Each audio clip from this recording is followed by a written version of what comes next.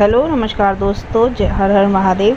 दोस्तों, हम आपके साथ में आज एक बहुत ही साधारण सा उपाय शेयर करने जा रहे हैं। गुरुजी की कथा सुनी है, समझे, उसी के बाद हम आप सबके साथ में एक उपाय शेयर करने जा रहे हैं। दोस्तों, इस उपाय को करने के लिए आपको सबसे पहले लेना है 1 लोटा जल और दूसरा लेना है आपको 1 रुद्राक्ष। रुद्राक्ष आप कोई भी ले सकते हैं, आपके पास छोटा बड़ा जैसा भी रुद्राक्ष हो आप उस रुद्राक्ष को ले सकते हैं। इसके बाद में आपको लेना है 1 दिया। दोस्तों, दिया आप मिट्टी का भी ले सकते हैं या आटे का भी बना सकते हैं, पर याद रखें कि उस दिए में आपको घर का देसी घी डालना है और लंबी बाती रखनी है। जब भी हम पितरों के लिए दिया प्रज्वलित करते हैं तो हमें उसमें लंबी बाती ही डालनी होती है, गोल बाती नहीं। दोस्तों, इस उपाय को आप अपने घर पर ही कीजिएगा, आपको कहीं भी बाहर जाने की ज़रूरत नहीं है।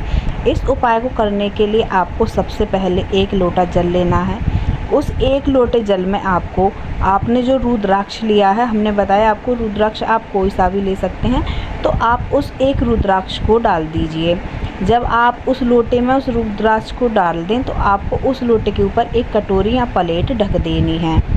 अब इस लोटे के पानी को आपको अपने घर का जो पानी होता है उसके पास में रखना है।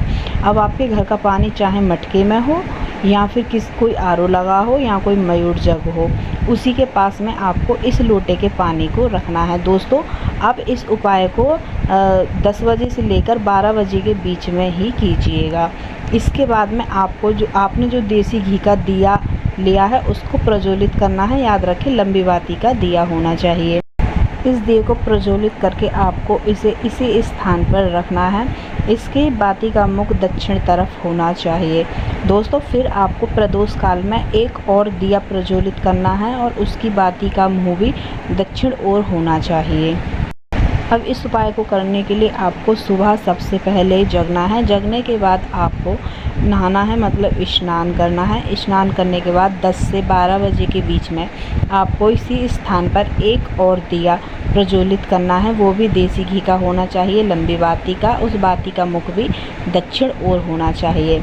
10 से 12 बजे के बीच में आपको फिर थोड़ी देर बाद इस लोटे के जल को लेकर चले जाना है महादेव जी के मंदिर में, और महादेव जी के मंदिर में जाने के बाद इस लोटे के जल को महादेव जी की शिवलिंग पर समर्पित कीजिएगा, अपनी कामना करते हुए, आपकी जो भी कामना है पितृ दोष को लेकर। दोस्तों, इसके बाद में जब आप इस जल को महादेव जी की शिवलिंग पर समर्पित कर दें तो इस जल में जो आपने रुद्राक्ष डाला था उस रुद्राक्ष को लेकर अपने घर आ जाएं और फिर इस रुद्राक्ष को अपने घर की तिजोरी में रख दीजिए। दोस्तों, ये छोटा सा उपाय है, इसे आप करके ज़रूर देखिएगा। हर हर महादेव।